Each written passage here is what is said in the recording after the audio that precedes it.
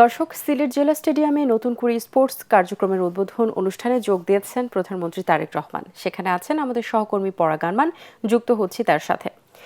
পরাগ, নতুন করে স্পোর্টস কার্যক্রমের উদ্বোধনকে ঘিরে সেখানকার পরিস্থিতি সম্পর্কে আমাদেরকে জানান। ইউনিয়ন এবং সিটি কর্পোরেশনের ওয়ার্ড ভিত্তিক দল গঠন, পরবর্তী পর্যায়ে উপজেলা। ধন্যবাদ ভাবনা।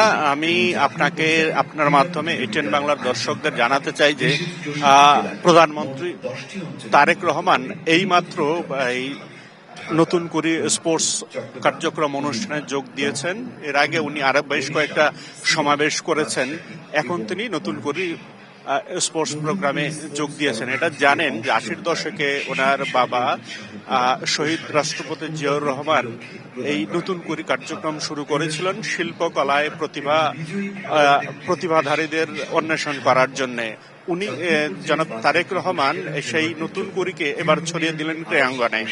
আপনারা জানেন যে বাংলাদেশের আনাচে কানাচে বহু প্রতিভাবান খেলোয়াড়, কিশোর কিশোরী আছে, কিন্তু তারা বিকাশের সুযোগ পায় না বলে ঠিকমতো অকালেই ঝরে যায়। তারেক রহমান এই অনুষ্ঠানের মাধ্যমে, এই নতুন করে স্পোর্টসের মাধ্যমে সেই তরুণ তরুণীদের একাট্টা করতে চাইলেন, প্রতিভা অন্বেষণ করতে চাইলেন। দীর্ঘমেয়াদী প্রশিক্ষণ দিয়ে তাদেরকে বিভিন্ন স্কুল কলেজে ভর্তি করে দেওয়া হবে, সরকারিভাবে তাদেরকে আর্থিক সহায়তা করা হবে। তো এই সরকার এসে একটা কথাই বলেছে যে ক্রীড়া হলে পেশা, পরিবার পাবে ভরসা।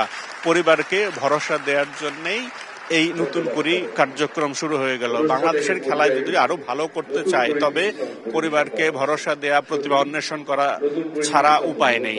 জানেন, এই পর্যন্ত 8টা খেলায় এই প্রতিভা অন্বেষণ কর্মসূচি শুরু হয়েছে। তার মধ্যে সিলেট থেকে এটা শুরু হলো।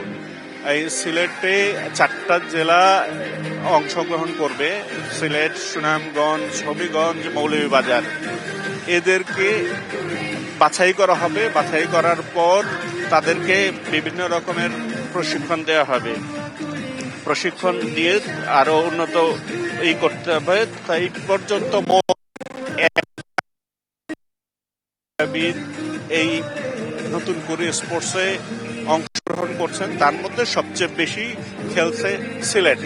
এখন দেখেন, এই যে নতুন করে স্পোর্টস এর উদ্বোধন অনুষ্ঠান দেখতে কানায় কানায় ভরে গেছে স্টেডিয়ামে প্রচুর লোক উপস্থিত হয়েছে। তো কিছুক্ষণের মধ্যে প্রধানমন্ত্রী নতুন করে স্পোর্টস এর উদ্বোধন করবেন, উদ্বোধনী ভাষণ দেবেন। আমার কাছে এই পর্যন্ত ছিল সর্বশেষ। ধন্যবাদ ভাবনা আপনাকে। জি, পরাগ, আপনাকে ধন্যবাদ।